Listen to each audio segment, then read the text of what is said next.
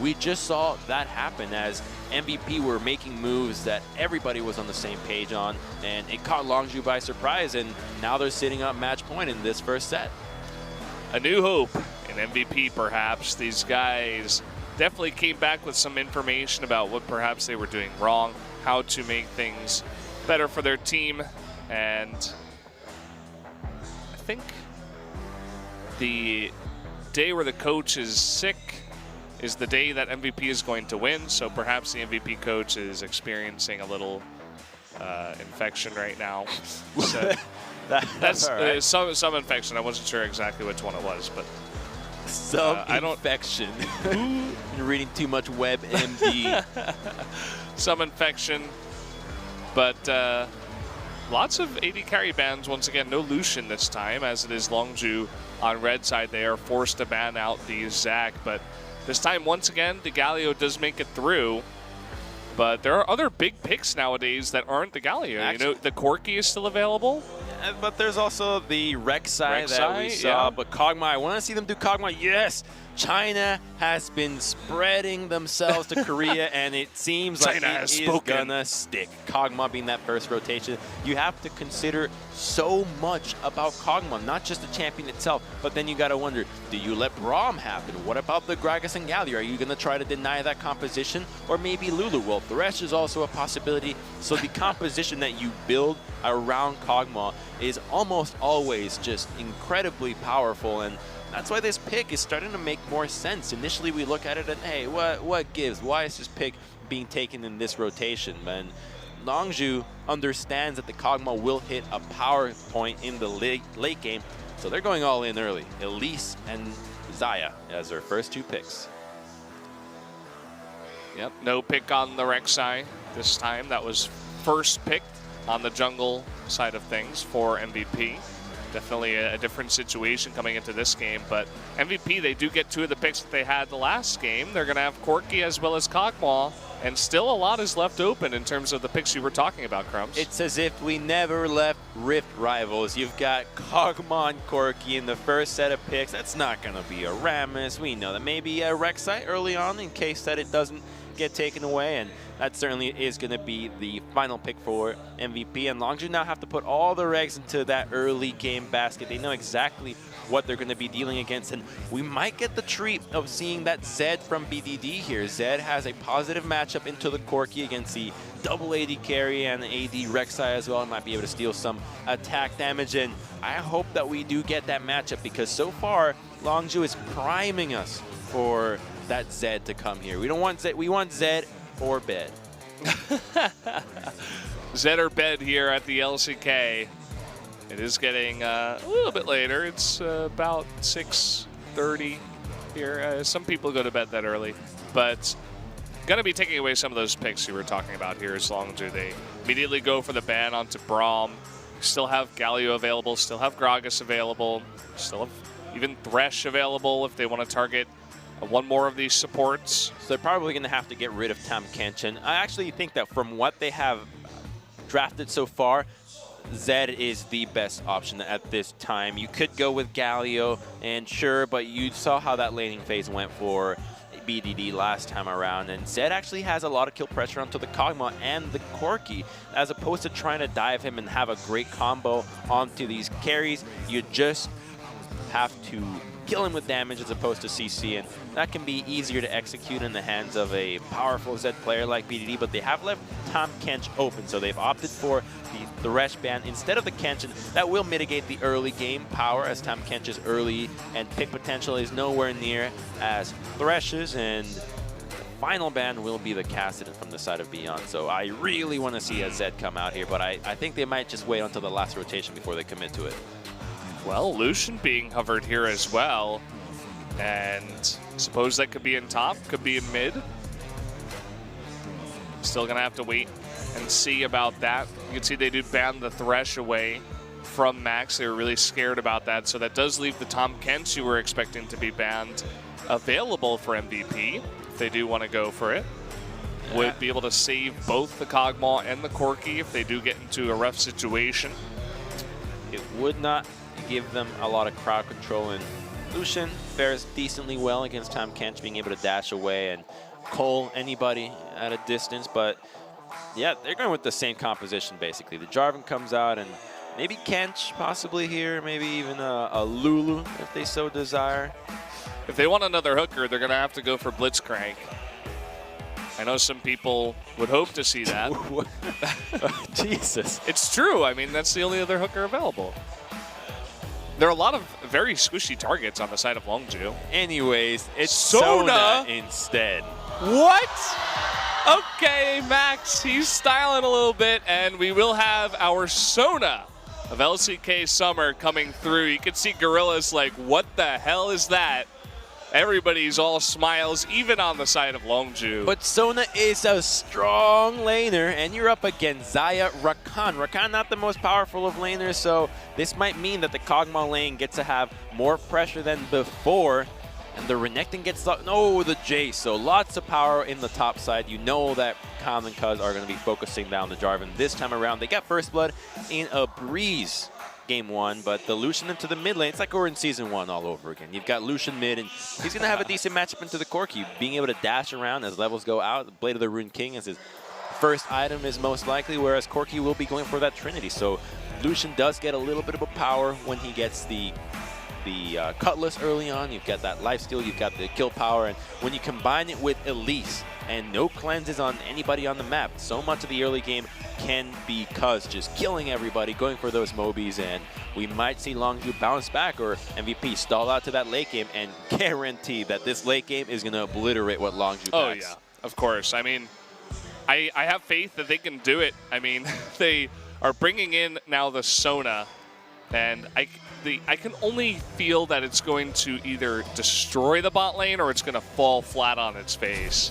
Well, it's not just about the bottom lane. Sona's team fighting is immaculate. Move speed, heals, extra damage, and crescendo to top everything. Yeah, that is one of the most powerful engage and CC tools. An AoE quick ability that is hard to predict means that if Max gets some nice ultimates off against a no-tank lineup, Kog'Maw late, mid, at any stage, as well as Corki, could just evaporate what Longzhu has to offer. So they have to stall out this, they have to, well, not stall out, but lane this game and get as many advantages as possible, close out quickly, because they're on a ticking time bomb against a nearly identical Game 1 composition from MVP. Yeah, well, we'll see if Longzhu can put on that pressure early and try to shut down this MVP team with their wonky picks.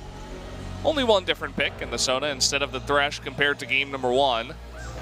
And guys, because we are having trouble with the tournament realm, these guys are just going to have to re-pick and blind pick and then go straight into the game. So a small delay before we do go into probably every game tonight. Just a sample, just testing the ice cream before you commit to buying it.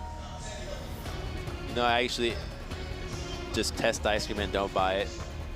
You just you ask for as many flavors until they say no, and then you go to another store and then you get your and then you just keep doing that and you never have to. That's annoying though. That takes a long time. To whom?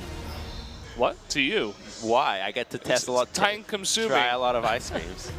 But this is actually a new flavor for MVP that I really like, because now they're sticking to things that work. They found something that they like, and they are doing it again and again. Sure, maybe it's the same composition. Hell, if it was even the same composition, I would give them even more praise. But they have now found a style that combines what they have, what they learned in China. You put them both together, and this hybrid composition might be something that Longzhu cannot deal with. We're about to find out when we see their early game Elise Jace combination, as well as the Lucian mid lane that, as far as we know, could close this game out in 20 minutes or under. Yeah, but could definitely it's so much about skill and the positioning that Cuz can find on these ganks, as there are no cleanse targets. I mean, there were a couple of ways to attack MVP's composition. Either you counter pick, you take away some of their picks, you don't allow them to go for it, or you go for different bans, you know, in the beginning, or you just make an entirely new comp and you try to approach the composition that you know MVP is going to take in a different way. And as you were talking about before, that's what they've done here with a super early game composition. And I don't know, though. I'm feeling the MVP hype. I feel like they're going to come into this one and be able to hold on. They are on the blue side this time as well.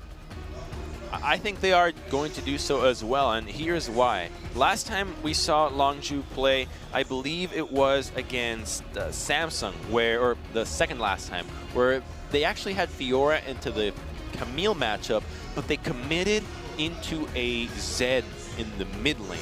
And the issue with that at that moment is that they went all in a certain kind of strategy.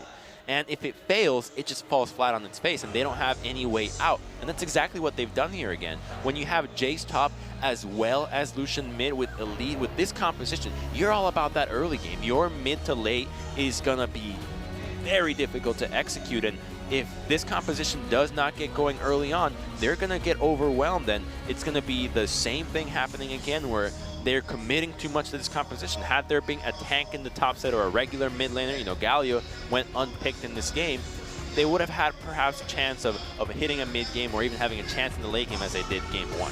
So guys, the game is loaded up. Let's jump into game number 2, MVP and Longzhu.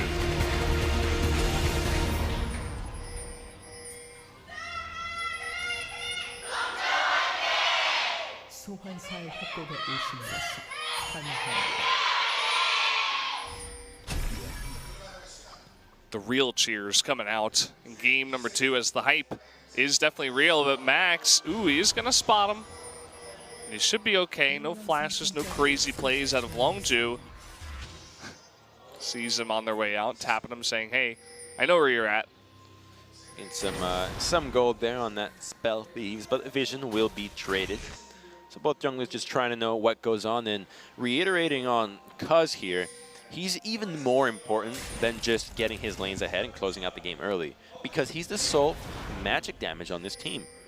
And so if Elise doesn't get going and just has kind of your regular half AP, half tank build, MVP is going to be easily able to just itemize armor and mitigate much of the damage that Longzhu have. So even their composition in terms of damage is geared towards the early game. And if they don't get Elise going and she can't just pop a volatile spiderling and do half somebody's HP, then they're going to be in serious trouble, because Ninja Taibis are going to be bought left, right, and center. And you know Kog'Maw can go that route easily, as with everybody else, minus Ian and maybe even Max if he so desires. But we haven't seen Sona been played all split long, so not entirely sure what boots of choice, although it's likely to be Lucidity or just Mobies. I like the Lucidity. Open up more chances to make those big combo plays work. You got the Jarvan to work with you on that kind of crowd control together as one. Beyond making a quick move over here towards his blue buff, totally skipping his red. Did clear all of the Raptors to do this. This route might result in him going for a Scuttle Crab and then getting that quick level 3. Oh, look at this. The Ignite even coming down onto Maha. They're looking for an early kill as he does get grand entranced upon.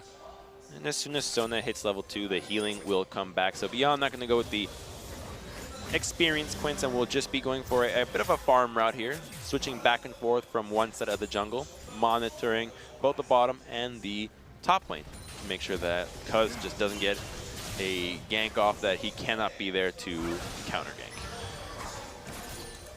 You were talking about these heals. Definitely one of the things Sona brings into not only team fights, but into the laning phase up against the engages of the Rakan Xayah lane.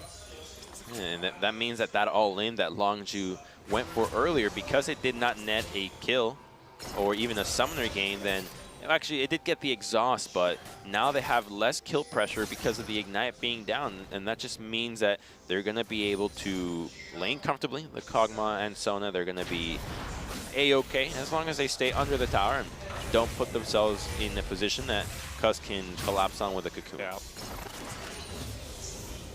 Can't exactly push against this comp, so as you were talking about when you saw that Elise, they're probably going to be looking to make plays towards top and or the mid.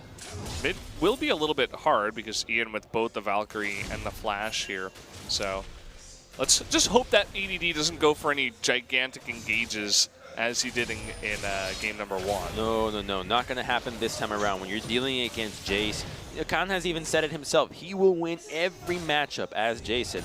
Rightfully so. On the one-on-one, Jace is nearly unbeatable. So for ADD to go into this trade knowing that he's up against a Jace is almost certain suicide, and death is in the air as Cuz is planning to go for a tower dive. So look at the wave, but a fight on mid. Okay, they had him with the ward. Can Beyond get out of this? He's actually turning and fighting with the smite, trying to get that health up. The burrow coming in, but the repel looking for that play, but the other knockup. Can they turn it around? No, but the first blood will come out, and Ian is going to eat it with his life as well. ADD, fortunately for them, will make it out, but that's 2 kills that will go over to Longzhu. Ooh, that was so close for Elise to staying alive on that one, but Rek'Sai thinking that she has enough damage to take on Elise and Gromp. Gromp was still on him, so he had no chance of actually winning that fight. Commits to the fight early on instead of even using a tunnel or getting over the wall, and that collapse now results in BDD having double buffs on Lucian. So we'll take another look at this fight right here, and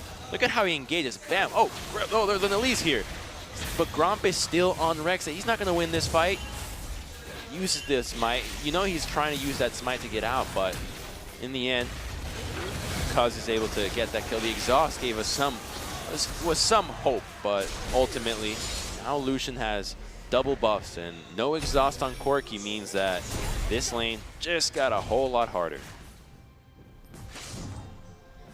Well, thankfully he does still have his flash, although they may look to try to set up some dives with Cuz. I mean, he is just getting super aggressive in the top side, deep warding with the control wards, and 2 extra wards on the side of the Gromp as well. So they want to make sure that they have all the vision, all the opportunity to make plays up on the top side.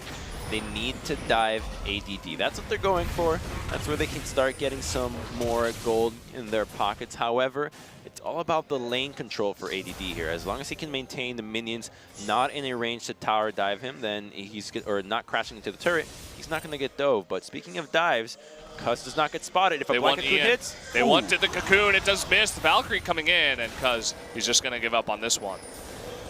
Oh, his life flashed before his eyes. Had that connected, he likely would have gone down there. The burst from Elise and double buff Lucian would have been enough, as he does not have his exhaust, but that vision around topside for Longzhu needs to be cleaned out from MVP. And going back to that first kill that Beyond tried to turn is counterintuitive to the way that MVP should be seeing this game. They realize that their composition will be stronger into the late game. That's just a fact.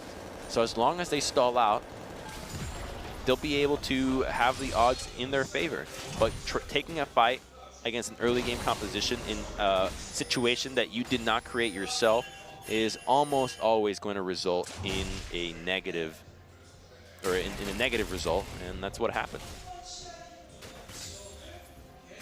You can see that the bottom lane of MVP, Maha and Max, they were pushing pretty hard down there because they knew that Elise was only focusing on the top side. And now it looks like they even want to go for a bit of a rotation. Unfortunately, that Max was spotted on the ward at Raptors by Longzhu, so they know that this is happening right now. They know it's happening, but what this does is it's too early to get some towers, so it's unlikely to just be a crazy tower trade, but it just stalls out the laning phase. And stalling out the game and putting yourself in that position where, hey, nobody's going to get dove now if we continuously swap, means that the late game gets closer and closer. But actually the pushing power and the big minion wave from Longzhu might allow them to get this tower. And is ADD going to get close enough to it? I think he might try to clear this, but Gorilla's level 6. Okay, Cataclysm comes down. Look at Gorilla getting extremely low. Is going to hop out. Prey getting that tower aggro, but look at the turrets getting extremely low at the same time. Cuz in the brush is going to land that Cocoon. Beyond is nearby. They're looking to convert onto this, but the quickness comes out. ADD with the Ignite on top of him. Repel is not able to get onto ADD, though. They're looking for this. The Void Rush coming through. Got to get that kill onto Cuz. He's trying to click him, but he can't. And Beyond is going to burrow away. The flash does come forward, though, and Prey is going to pick up the kill. That was so close, but Cuz is again in the right place. Finds ADD, chunks him out, and now Longzhu get that first brick. It wasn't enough for ADD to stall out the wave with the Cataclysm. He got 2 chunked, the turret was already too low, and instead of giving that objective up, they fought for their lives, but in the end, Longzhu walk away with another objective, and now their early game lead will also net them an Infernal out of all things that is huge for this composition. ADD stumbling across a spider in the jungle. She gets incredibly low, and Gorilla is right there with really impeccable timing.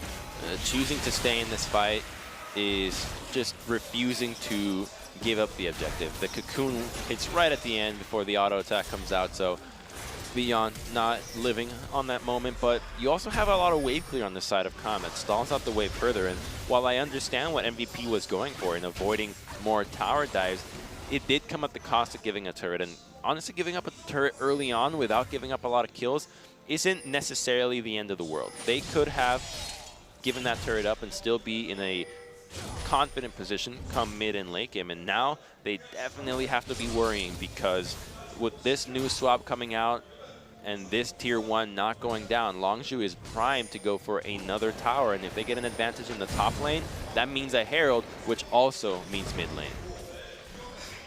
Yeah, they're really trying to make this early game work for them. ADD was able to push in this bottom lane quite fantastically. Already down to about half health is that turret, but it's kind of just swapped. The top laners are in bot, and the bottom laners are up in top. Looks like they're thinking about a dive onto the Jace. He might burn some mana here, clearing out the mini wave. Okay, it's a 3-man dive, but Longzhu's responding. Okay, coming on in. Can they respond in time is the question. No Cataclysm just yet. The flash away. Lots of damage coming out, but that will be enough, and a very easily secured kill onto the Jace underneath the turret. No vision there from Longzhu. They are gonna commit to this, it seems. It's a 2-on-3, though. Okay, that's not a wise move for them to go for this one. I mean, Connie has his TP, but he's 12 seconds out. And MVP, they don't even pick up the turret, actually. It was at about 30 health, 50 health.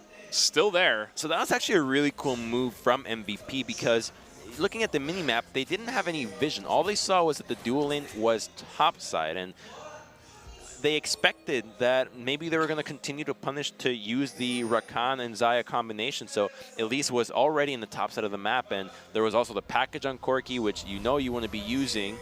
And so they just pull the trigger blind, knowing that you've got package to your advantage that will likely sway any 2v3, but an engage onto Elise. Nice repel here. Will try to get out of harm's way, but Ian coming on in, forcing that flash right at the same time as the Cataclysm.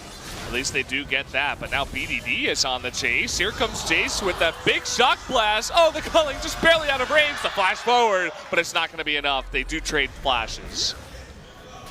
Longzhu needs to continue doing this, being aggressive in the jungle if it returns, but wait a minute, some fight the 2v2. Okay, Crescendo comes out, but it's dodged by the Featherstorm. Maha, he's trying to dodge those feathers. Here comes the TPs. Oh boy, Max getting himself into trouble. Will be forced to flash into the river. They got to be so careful about this TP in from Khan.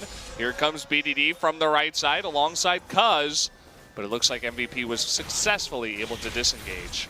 5-man strong from Longzhu. They really need to be getting these kills early on, and now they're going to commit for this tower. But there are 3 members from MVP with another one on the way. Reinforcements are coming, so this turret is not going to go down that easily, which as long as objectives are not going to Longzhu's way, it fits MVP's plan. But Longzhu is playing well. They need to be as aggressive as they are now for the next 20 minutes. Yeah, I love this play on to Rift Herald. They know they have the health advantage. The poking of Jace underneath that turret was enough to do it. Everybody on the side of MVP was just trying to run away, just trying to recall. So Longzhu will essentially pick up that free objective. This is them recognizing that they are on the timer. A kill onto Rex side. Beyond. Oh, no. Yeah, no. Would like to agree with your analysis on that one. That was not a play that you do. This game is not in one of Beyond's best. I mean, he's just trying to give back some of the kills that Cuz fed to MVP in game number 1 by just sticking around. Except this one was for blue buff, not for Cloud Drake. Yeah, it just doesn't fit the theme. When you have composition and you have these games where compositionally you can find a win condition, you must stick to it at all costs. Everything is all about that composition. It's like if you know, it fits the plan, the game plan is what should be in the minds of these players at all times, and Longzhu definitely understands what their game plan is as they continue to make moves in MVP's side of the jungle, in the other side of the river, and now they're thinking about that tier 1 top, and they've got a Herald onto Elise that I'd like to see it be used onto the mid lane, although it's already low enough that they might just let that slide on a one-on-one basis. You could see Khan was pushing the mid lane for now, but did not commit to it. They didn't really have vision on where the other members of MVP were. And Elise, because he just went up to take his red buff, it looks like they want to secure some vision around the dragon pit. It's just going to be a Cloud Drake, but still another Drake that you can pick up. Oh my, they're going for a 4-man, but out of all things, going for the Blast Cone actually gave it away. They had control wards at doubles, and they're committing. They're going. They're going to come in here. Gorilla with the quickness, just trying to knock everybody up. Look at all the damage that AD has taken. The Void Rush does come out here. Meanwhile, the lane is being pushed by Elise, but they're rotating up into top lane. They can't kill any of the Longzhu members. Finally, they get prey, but here's BDD. He's all alone versus 3. He's got the help of Gorilla to pick up 1 kill. ADD also trying to run away, but look at this. Khan is going to actually miss the shock blast, but Max all alone in the jungle. They go for the huge dive. It looks like it's going to convert into 3 kills on the side of Longzhu. At least MVP commit, right? Sure, it's the wrong call, but they go for it anyways, and just so bizarre to see that there actually was a control ward at River and 1 at doubles, but the Tribe Rush was not warded. It was completely dark. And when they go over, immediately Longzhu back away. They respond with everybody, but just look at the damage that Xayah is dealing already. That's a Jarvan, tankiest member on MVP side, unable to withstand Prey's barrage of feathers, and then someone has to come in to save the day. In the end, they pick up the kill, but these 3 are going down, and there's nothing for MVP to take in the meantime while Longzhu is just cleaning up members. And now they're sitting around a 3,000 gold lead, but no objectives were taken except the most important one, the mid lane turret, which went down for MVP, and that turret might signify the beginning of a quick snowball happening from Longzhu. Yeah, kind of a botched dive from then on in. It's been kind of just Longzhu's playing field. They've already taken out 2 very important turrets. That top one is getting pretty low. You can see already BDD with that Blade of the Rune King is so ready to take those fights. If Ian wants to do it, he's like, okay, go ahead, buddy. We can fight with the package he will get out. Cuz looking to take this dragon, looking to add to the total. This will be number 2. MVP not even getting close to that dragon. Don't have much vision over there anyway. Well, actually they do. Not going to try to contest it here. It's a Cloud Dragon. It would be a sin had they chosen to take that fight, and it's also going to be another Cloud Dragon coming up next. And speaking of coming up next, that's Lucian up the river. Oh boy, Max getting a little bit too far forward. He's easily going to be caught down, but the question is, can they get Maha? Max goes down, BDD looking for that dive. The culling is kind of off angle there, and so they cannot pick up the kill as well. But they will be getting this tier 1, so Longzhu putting the pedal to the metal appropriately, going for as many objectives as they can without losing any in return. And now they have to be thinking about, what about Baron? 3 minutes from now, that is going to be a real objective, and they have the damage to do so. Spiderlings can help in tanking that one, and Elise is geared to do plenty of Baron damage. So Longzhu need to be thinking big picture here. Get everything while you can. Never take your foot off the pedal. Continuously just push in as fast as possible.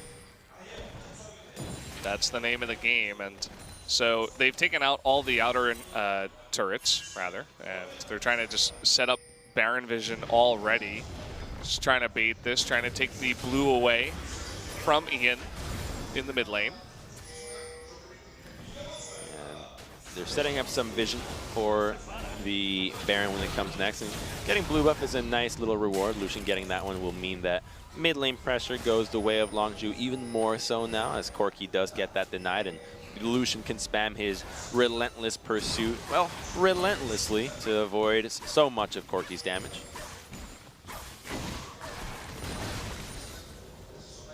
Yep, that is the idea here, I suppose. And Corki, Ian's not doing bad himself in terms of farm. He has picked up 2 of the 3 kills that MVP does have. He's keeping up in terms of CS with BDD, the two of them up on top. So he has already picked up one item, perhaps going into the same build as he did in game number 1 and go for that rapid fire cannon.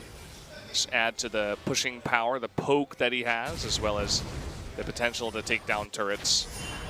Almost certainly he's going for that build. Against these squishy champions, when you hit that late game spike, you can expect to see a similar move that what he did against Praise Varus in the bottom lane, where a couple of autos from far into a rocket means that they have to retreat. Their long range against the relative short range autos from Lucian, Xayah, and the Jace means that getting that initial chunk of burst might make the difference in securing these objectives and staying in a push, which is ideally the situation that MVP want to be in, sieging that objective, although there is decent wave clear on the side of Longzhu, so you know Baron will be the important objective, as it is in nearly every single game of League.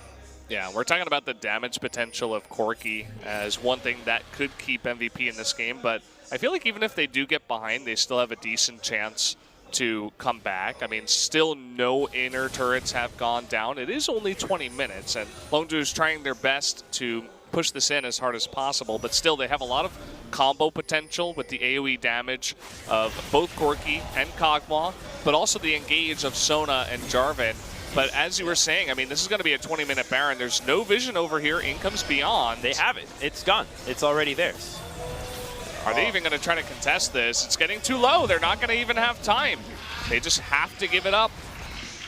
MVP's game plan just is not proper here. They're not recognizing what Longzhu is trying to do and what they should be doing, and it became apparent since that first blood, especially Beyond, just not on the same page that maybe the rest of MVP is, as so much of the play has revolved around him getting caught or committing to fights are not the right time. And now Longzhu sitting at potentially taking down 3 turrets in this. If they go for a 1-3-1 situation, which is exactly what they're leaving the base as, with Lucian top chase bottom and Xayah Rakan into the mid lane, they might get those 3 inner turrets, and that's a big chunk of change. I mean, it's definitely what they're looking for with this Baron play, at least. And again, for MVP, it's just hold on. I mean, even if they saw Longzhu going for that Baron, Longzhu took it out so fast. They are very far ahead. I think they were about maybe 5,000 gold before the Baron. And so it would have been a hard contest, even so. There's no big tank on the side of Longzhu, but they certainly took out the Baron extremely fast. And so here comes the push from Longzhu. And the big engage, actually, right on Tamaha. Goodbye. Down he goes. Beyond trying to dodge here with that Void Rush, and actually might even survive the rappel on in. I spoke too soon. He will not survive. Lots of damage coming out from this Corki, but it doesn't look like they'll be able to take down any of these members. And that's going to be the turret going down. And it's also going to be an inhibitor. This is beautiful League from Longzhu. They are just BDD, though. Oh, that's a kill. Flash in. He will get at least one. I don't think he's going to trade his life for any more. Just thinking about it, though. Doesn't really have any support is really the problem. Okay, he's going to engage now, funnily enough. I think it's a little bit too late. He's going to be knocked up. There's the Cocoon. Trading his life. In comes Zian. Lots of low members of Longzhu. But with that gate, I think that will mean the disengage here. Curious re-engage there from ADD. Not sure what he was thinking, but looks like we're poised to go for a game 3 here. MVP is just falling apart at the seams. They don't seem to have a firm grasp, and there's even a tear onto Max to signify how sad he's been so far. But disengage with a great flash from Gorilla into the quickness, just doing so much to lock down the remaining members. And the final dash out was just the icing on the cake for Beyond to have to flash out of that one, and they just don't have enough damage right now to deal with Khan and Cuz. Corki is nowhere near as strong as he was last time around, so that package, you know, normally you'd expect that auto attack to melt down Cuz and potentially even take out Khan, but they are not powerful at this stage in the game, and Longzhu is taking full advantage of that, and now they're looking for another inhibitor in the bottom lane. Longzhu, they certainly knew their game plan, and they're executing it quite well. You could see the stern looks on their faces after they lost game 1. They knew what they had to do to come in here into game 2 and change things up. And Loving the composition. They're playing it basically perfectly, and no response from MVP. Their only real chance now, MVP, is to basically wait for about 45 minutes, and I don't think Longzhu's going to give them 20 minutes to just sit in the base. Not at this stage. They could have bargained for 40 minutes if they kept their turrets, if they defended that Baron, but they had no intentions of doing so, it seems, and now they're potentially losing another inhibitor turret as Kog'Maw has to rotate over. The only way that MVP could have won this game is if they played the game similarly to how SKT beat KT in Game 3 in that telecom war, where they just said, no, we won't fight you. We're going to wait until we can just overwhelm you. And MVP did not have any signs of patience, and now they're being punished at a 9,000 gold lead that is only going to balloon higher. Caught up in top on this Jace. It just pushes that wave so fast. Is a very famous tower pusher as well. And even BDD is trying to say, okay, ADD, you're not even getting close. The calling comes out with the shock blast. Goodbye, Mr. Jarvan IV. And actually, just even looking at this guy's itemization, you're the only tank against a composition that all you have to do is hit the late game, but he's itemizing Titanic, Hydra, and a Phage? Where's the armor? Had this been just a purely tank Jarvan, we might have had a much better chance of MVP going for proper team fights or stalling out the game further with a serious body to block many of these abilities, but now they're just going to lose this inhibitor turret for free. Yeah, they didn't need the damage. I mean, essentially the only point in which he might have needed damage was when he secured the kill earlier onto, I think it was BDD or Prey in the mid lane, but even after that, if he was tankier, he could have tried to engage with Ian in the back line and make a better play of it. But yeah, not really working out for them. It's as if the flexibility of the like they understand that the strength of the composition, but they are not willing to be flexible against the opponents that they face. They have to be able to build differently on each situation, and while the Tabis do tell us that they are recognizing that, it has to go beyond boots. It has to go at a much deeper level, and at least now ADD is packing some armor, but I fear it might be too late. He's trying his best. We'll see if he can actually hold on. Him along with the entire team of MVP. We have this Baron spawning in about 1 minute. You can see that Longzhu is already preparing for it. They pushed the bottom turret. They didn't get the inhibitor, as MVP was at least able to hold that, but outside of that, I think they're really just preparing for this next Baron, clearing out literally every ward that MVP tries to put in. And if they can take the Baron, that will probably mean another inhibitor, and maybe even the game. That Baron's going to melt like butter, so MVP has to assess what they want to do in a minute from now. Jarvan has shop, doesn't have many places to teleport to, and they don't have any safe path to establish vision onto the Baron side right now. They're going to be looking for it with Beyond utilizing that Tremor Sense and Prey Seeker, but it might not be enough for them to walk in blind into that Baron pit. The Scry Orbs are not going to come back up by the time that Baron is online. Maybe only one on this side of Corki, but just one orb can easily be mitigated by just killing it and waiting like 2 seconds. Yeah, they're trying to push in some vision to at least take their blue side, but not sure that's going to be really valuable to them at this point. They're trying to come down mid lane first and secure some vision there, but immediately control ward comes down. You can see that the QSS was picked up on Maha, so same build as game number 1, just trying to make sure that he survives these games. But that means that one more item is going to take a bit longer for him.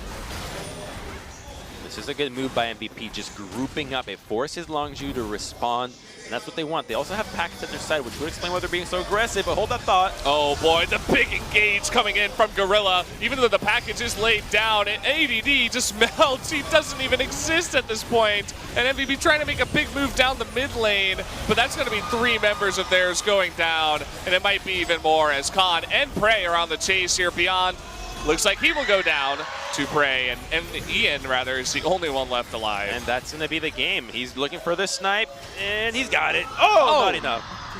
But Lived. 5-man pushing onto the mid lane with the teleport up. Longzhu's going to be able to end this, and we're going to have a game 3. That's going to do it. MVP not able to hold on for long enough with their late game composition.